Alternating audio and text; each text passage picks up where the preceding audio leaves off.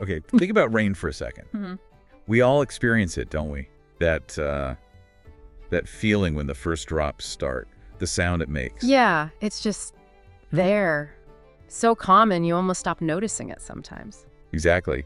But, if you actually dig into it, there's so much fascinating stuff going on. Oh, absolutely. A whole world hidden in a simple rain shower. And that's what we're doing today, right? A deep dive. Yep. We're looking at the science, sure, but also how we talk about it, those weird English expressions. And how it sort of seeps into our culture, our moods even. Right. We've pulled together some really interesting pieces here. The idea is, to give you a fresh look at something maybe you thought was pretty straightforward. So you'll hopefully leave thinking, I didn't know that about rain. Okay, let's get into it then. The big question first.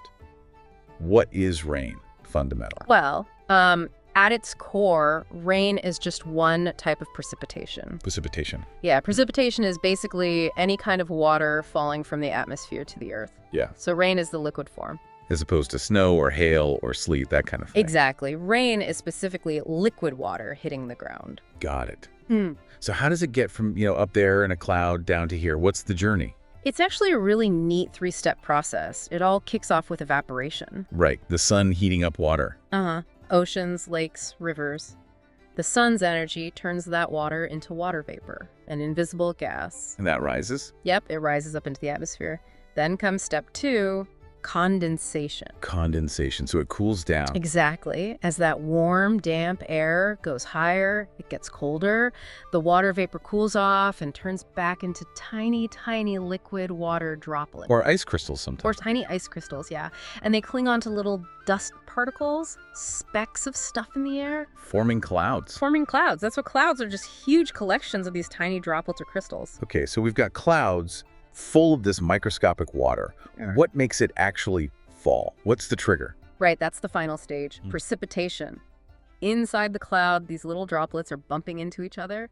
Kind of merging. Yeah, they collide and merge, getting bigger and heavier, and eventually they just get too heavy. Too heavy for the air to hold them up anymore. Precisely. Gravity wins and they fall down to earth. As rain. It sounds so logical when you lay it out. Yeah. But it's easy to forget how incredibly important that whole cycle is. Oh, it's fundamental. Rain is, you could say it's the planet's lifeblood. It's how we get our fresh water topped up. For drinking, for farming. For plants, which feed animals, which feed us. It sustains ecosystems. And it even helps regulate, the planet's temperature. It's part of the Earth's engine, really. Makes you think twice before grumbling about getting wet, doesn't it? It does. And it's interesting, too, how we have so many different words just for rain. It's not all the same. Right, like it's not just raining. No, exactly. Language is pretty good at capturing those differences, like drizzle. Drizzle, yeah. Very light. Super light, tiny little drops, almost like a mist. Feels like it's just hanging there. Okay. And then a shower. A shower is usually more sudden, can be quite heavy, actually, but it doesn't tend to last very long. Like those summer afternoon bursts you sometimes get. Exactly like that. Then if it's really coming down, heavy and steady, we call it a downpour. Right. Serious rain. Serious rain. And if it gets even more intense, like biblical levels, potentially causing floods. That's torrential rain. That's torrential rain. And let's not forget thunderstorms. Ah, yeah. Rain plus the sound and light show. Thunder and lightning, yeah. Adds a bit of drama. It's quite a vocabulary just for water falling from the sky. It is. And it doesn't stop there, does it? Rain has soaked into our language in other ways, too. Idioms. Oh, yeah. Weather idioms are everywhere in English, aren't they? And rain seems to feature a lot. Definitely. Take the classic, it's raining cats and dogs. Yeah, what does it even mean? Or where does it come from? Well, it just means it's raining incredibly heavily, right? The origin is a bit murky, debated. Some people think maybe back in, medieval England, heavy storms could wash dead animals through the streets. Like grim. Yeah, a bit grim. But it creates a very strong image of intense rain anyway. It certainly does. Okay, what about come rain or shine? That one's about determination, isn't it? Whatever happens, good weather or bad, you'll do the thing you promised. Reliability. Makes sense. And save for a rainy day. Good practical advice. Put something aside, money, resources for a time when you might need it, a time of hardship. Seems pretty relevant always, that one. And the one we sometimes use when someone spoils the mood, to rain on someone's parade. Yeah, that's a great one. You're dampening someone's enthusiasm or ruining their good moment. It's funny how we use these without even thinking about actual rain. It really shows how much weather is just part of our everyday thought process, doesn't it? Totally. And it makes sense because it really can affect how we feel. Yeah, the mood thing. Yeah. That's real. It is. And it's complex. For some people, the sound of rain, maybe being cozy inside while it's raining, it's really calming, peaceful. I get that. Like a nice, quiet, reflective feeling. But for others, especially if it's gray and rainy for days on end, less sunlight, it can definitely bring on feelings of sadness or just low energy lethargy. And that connects to SAD, right? Seasonal affective disorder. Exactly.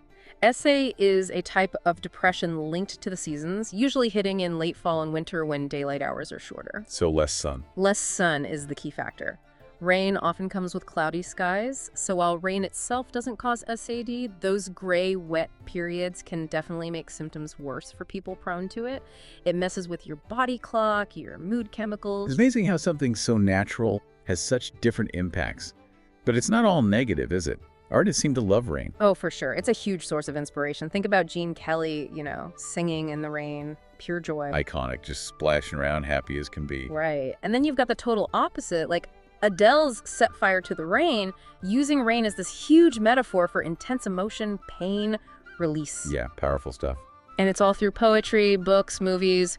Rain can mean cleansing, renewal, sadness, drama. It's got this almost magic quality in art. It really does. Yeah. Okay, so bringing it back down to earth a bit, how do we just, talk about rain normally? Day-to-day stuff. Oh, it's usually pretty simple, direct phrases. You look out the window, see dark clouds. Looks like rain today. Exactly. Or you might ask someone, do you like rainy weather? Just making conversation. And the classic panic moment. Oh no, I forgot my umbrella. It started raining. Happens to the best of us. Yeah. Really is that universal conversation starter, isn't it? Weather. Oh, it's a safe topic. Yeah. Now, we've done the basics, the culture bit. How about some really surprising science facts? The weird stuff about rain. Ooh, yes, please. I love those. Okay, well, first off, how fast do you reckon a raindrop falls? Pretty fast. Yeah. I don't know, 50 kilometers an hour. Actually, the average is more like 22 kilometers per hour, around 14 miles per hour. Oh, slower than I thought. Yeah, and part of that is down to their shape. Their shape. I always picture them like a teardrop. Pointy at the top, round at the bottom. That's the common image, yeah, the cartoon version. But it's mostly wrong. Really? Very small raindrops are pretty much spherical, like tiny balls. But as they get bigger and fall faster, air resistance pushes against the bottom. Okay. So they flatten out on the bottom and stay rounded on top. They end up looking more like the top half of a hamburger bun. A hamburger bun? No way. Seriously. That flattened bottom increases the air resistance, which actually slows them down a bit. If they stayed perfectly spherical, they'd fall much faster. Wow. Okay, I will never see rain the same way again. Hamburger buns falling from the sky. What else? All right, how about this? Virga. Ever heard of it? Virga. No, what's that? It's rain that, it evaporates before it even hits the ground. So it starts raining, but it vanishes. Exactly. You sometimes see these wispy streaks hanging down from clouds, especially in dry areas. That's virga. The rain falls out of the cloud, hits a layer of really dry air, and just evaporates back into vapor before it reaches the surface. So the sky is raining, but the ground stays dry. That's wild. It is pretty strange to see, like phantom rain. Okay, and I heard a rumor. Is our kind of water rain the only type out there in the universe? Good question. And nope, definitely not. When you look out at other planets, things get really exotic. Like what? Well, take Venus. Its atmosphere is super hot, super dense, and it rains sulfuric acid. Sulfuric acid.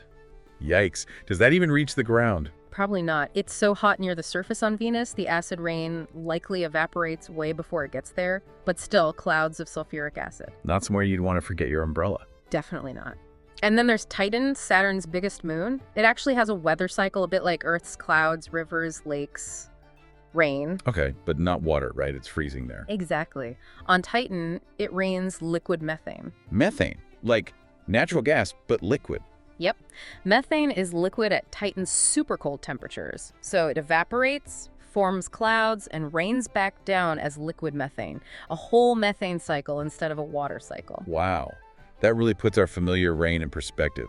The same physics, maybe condensation, precipitation, but totally different stuff involved. Precisely. It shows these atmospheric processes can happen with different chemicals under different conditions.